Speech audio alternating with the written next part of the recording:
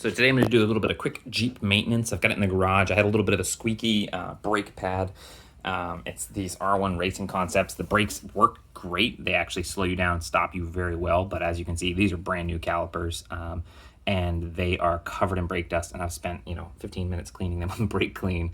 And same with the pads. They're just, I believe, ceramic on ceramic, so they just make an enormous amount of dust, but they give you the stopping power you need once you start running a little bit larger tires without having to do the quote-unquote big brake kit.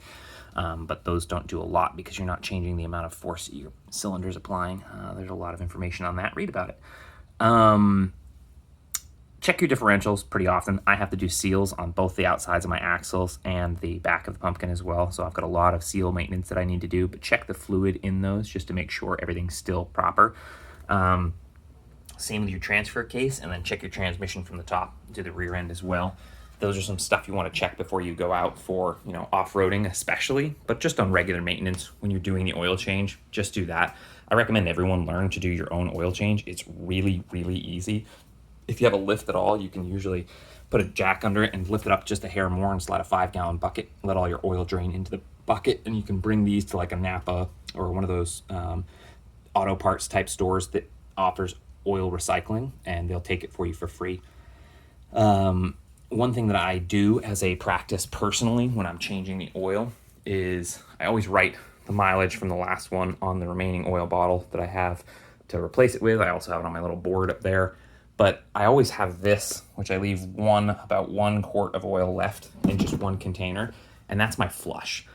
Inside the engine, you have all the tappets and all of the intricate inner workings of the engine that still have oil in them. There are little surfaces, little cavitations within the block that hold oil that even when the cap on the drain plug on the bottom of it has been removed, there's oil still set into spots inside the engine. So I take this and I flush it through. So I dump all of the 1 quart through it obviously with the container still under there and with the plug removed.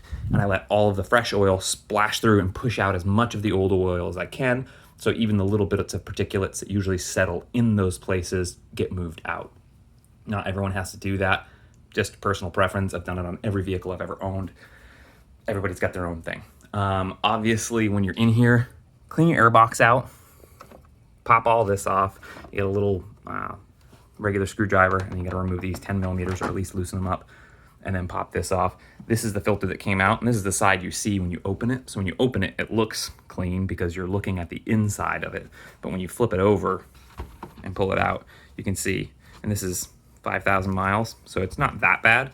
And obviously you could continue to run this, and you could clean it out, and you could get a K&N one, but also you could throw it away and get a nice new clean one and make sure that your engine has the proper air to do the job that it's designed to do. And that's the same with the coolant. The coolant is something that is just as demanding as the airflow to your engine. So if your coolant is down by a small amount, that can make a huge difference in the amount of cooling capacity that it has. So this is the reservoir, the overflow for it, and you can kind of see down there the level where it's showing you how much you have. So obviously always check that. Check your brake master cylinder. Make sure that those lines are proper with the fluid level that you should have. Fill up your washer fluid because you do not want your wipers to get destroyed by sand because you didn't put enough fluid on there. It happens all the time. And then while you've got the hood open, this is one thing that I think a lot of people forget to do. Check all your grounds. Do all your grounds look clean and clear of erosion or any kind of otherwise obstruction to the electrical flow? Because that's typically where all your electrical problems are going to happen, is either the grounds in your engine bay that have extreme heat and get other chemicals splashed onto them, or some of the lower body grounds. So if you know where those are, or if you don't, just look around your vehicle and find them. Like you can see one right there if you look off into the distance. But check all of those things when you're under your engine. It's really important. If the oil hasn't been changed by you regularly, the first couple times you do it, use a clear solo cup and check the fluid itself. Look for particulates. Does it look overly worn? Does it look like there's a problem with your oil? You can even get it sent away to get it tested to see if there's any, metal particulates in there or anything like that. But since you have it all opened up and you're doing everything, a lot of people ask, what oil do you use in your engine? Well, the answer is read your manual, obviously. And the other answer is it's written on the oil fill cap of most modern vehicles. Now, this is the standard fluid for most environments.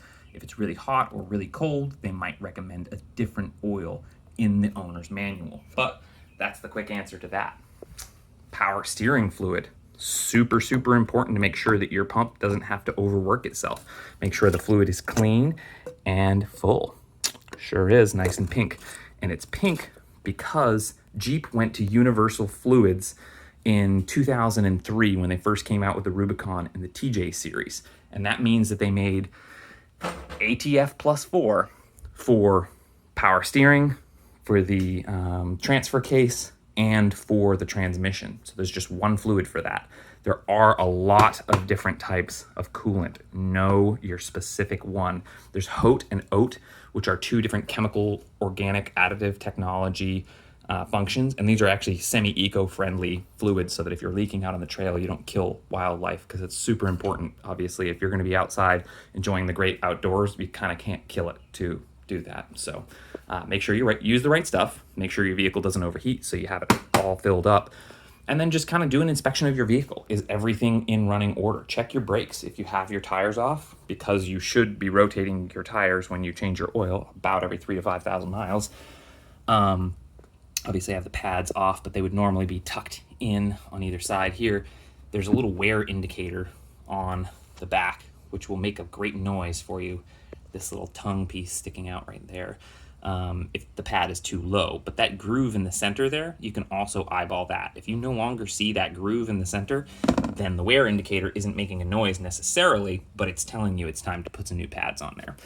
So that you have full stopping power. Obviously, when you're driving a 5,500, 6,000 pound vehicle, and you need to be able to go down hills and slow down in traffic thereafter, it's pretty important.